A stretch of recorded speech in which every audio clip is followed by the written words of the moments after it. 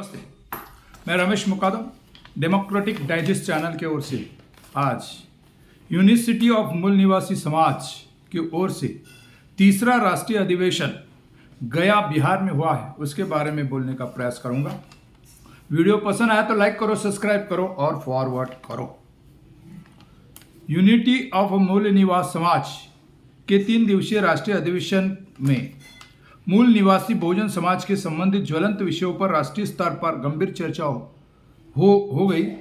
अंततः मूल निवासी बहुजन समाज के सभी कार्यकर्ता, कैडर्स तथा विद्यार्थी, युवाओं, महिलाओं, बुद्धिजीवियों, सामाजिक कार्यकर्ताओं, अधिकारियों, कर्मचारियों, डॉक्टरों, इंजीनियरों, वकीलों और हितचिंतक से अपील है कि इस राष्ट्रीय अधिवेशन में होने वाले जो चर्चा सत्र है उस चर्चा सत्र को आप अमल में लाएं।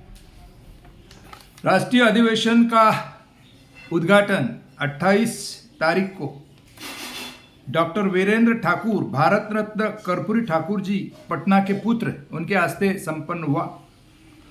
उस कार्यक्रम के तहत डॉक्टर राजेश कुमार, राष्ट्रीय अध्यक्ष IMPA दिल्ली, माननीय श्री इंद्रजीत कुमार चंदापुरी, पुत्र त्यागमूर्ति RS चंदापुरी जी, पटना बिहार, प्रोफेसर मृत्युंजय कुमार यादवेंद्र,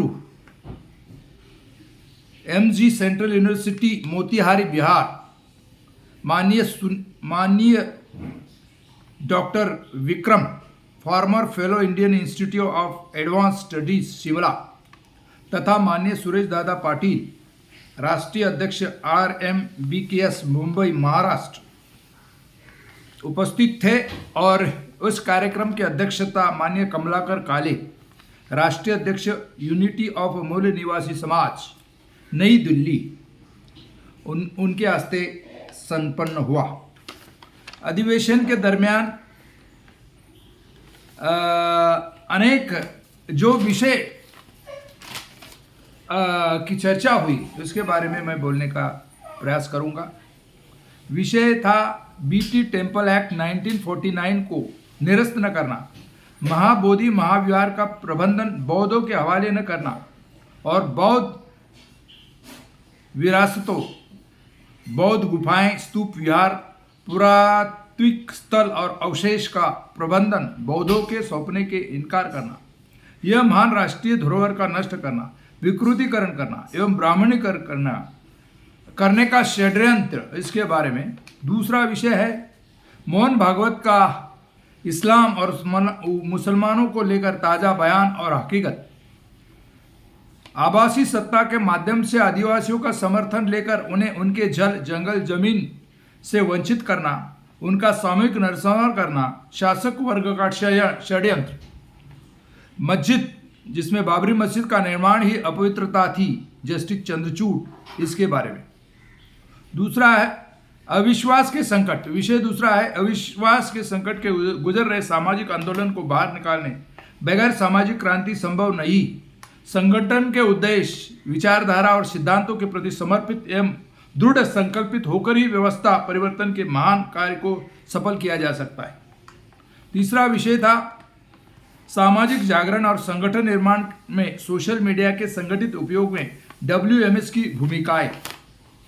दूसरा विषय था केंद्र सरकार द्वारा जाति जनगणना और NPR के सवालों को अनिश्चितता कायम रखना, यह जाति जनगणना के मूल उद्देश्य को विफल करने की साजिश है। CAANPR NRC का असली उद्देश्य नागरिकता की पहचान करना नहीं, बल्कि नागरिकों को नागरिकता से अधिकारों से वंचित करना है। चौथा विषय है भारत जननायक कर्पूरी ठाकुर आरक्षण फार्मूला देश भर में लागू किए बगैर अति पिछड़ी जातियों का न्याय नहीं मिलेगा। अति पिछड़ी जातियाँ MBC और घुमंतु जनजातियाँ NT-DNT के निर्माण हुए जागृति और संगठन शक्ति शासक वर्ग के लिए चुनौती है। क्या वगैरह जाति जनगणना के रोहिणी कमीशन द्वारा प्रस्तापित OBC आरक्षण का उपवर्गीकरण वास्तव में MBC, NT, DNT जातियों के हित में होगा? पांचवा विषय था आरक्षण के नाम पर निर्माण हुई प्रतिजागृति आरक्षण वर्ग के इस्तेमाल का कारण बनेगी। सुप्रीम कोर्ट द्वारा SC/ST आरक्षण में वर्गीकरण एवं क्रीमी लेयर लागू करना, उनकी वैधानिकता एवं संवैधानिकता और आरक्षण नीति एवं सामाजिक आंदोलन पर परिणाम, इस विषय पर चर्चा हुई। दूसरा विषय है बोधि विहार मुक्ति आंदोलन को समर्पित था। उसमें जो चर्चा सत्र हुए, ये सब उसमें निर्णय हुए हैं और इस विषय पर गंभीरतापूर्वक बहुत अच्छे वक्ताओं ने बातचीत की। दूसरा एक विषय था महिलाओं की जागृति एवं भागीदारी के बगैर सामाजिक सांस्कृतिक परिवर्तन की लड़ाई सफल नहीं हो सकती। दूसरा विषय था संवैधानिक संस्थाओं, चुनाव आयोग, उच्च न्यायपालिका, सेना, CBI, IB, ED, income tax की स्वायत्तता, निष्पक्षता और विश्वसनीयता नष्ट करना, संवैधानिक एवं लोकतांत्रिक व्यवस्था को प्रभावहीन बनना, अराजकता निर्माण करने का षड्यंत्र। और अंतिम विषय था स्वर्णिम भारत के पुनर्निर्माण के लिए सामाजिक सांस्कृतिक परिवर्तन में विद्यार्थी, युवा और महिलाओं की भूमिका और जिम्मेदारी, किसान, मजदूर, कर्मचारी विरोधी आर्थिक नीति एवं विद्यार्थी युवा विरोधी नई शिक्षा नीति की विफल करने में विद्यार्थी युवा की जिम्मेदारी आदि विषय गंभीरतापूर्वक चर्चे गए और आगे की रणनीति तय करने के लिए अगला अधिवेशन लेने की कोशिश की। यूनिवर्सिटी ऑफ मूल निवासी समाज के रजिस्ट्रेशन भी अनिवार्य की गई है और 1000 रुपये फी देके मूल निवासी यूनिटी ऑफ मूल निवासी समाज में आप सभासद हो सकते हैं। ये राष्ट्रीय अधिवेशन यशस्वी हो गया करने में माननीय कमलाकांत काले, राष्ट्रीय अध्यक्ष यूनिवर्सिटी ऑफ मूल निवासी समाज नई दिल्ली, उनका बहुत महत्वपूर्ण योगदान हुआ। और उनको साथ दिया राजेंद्र करंदीकर, राष्ट्रीय उपाध्यक्ष यूनिवर्सिटी ऑफ मूल निवासी समाज महाराष्ट्र, M चित्रसेन नायक, राष्ट्रीय उपाध्यक्ष, मारुति गजगिरे, राष्ट्रीय उपाध्यक्ष, लोकेश कुमार, राष्ट्रीय कोषाध्यक्ष आदि लोगों ने प्रयास किया। देश के विभिन्न राज्य से इस सम्मेलन में भाग लेने प्रतिनिधि आए थे। बहुत सफलतापूर्वक यह अधिवेशन संपन्न हुआ।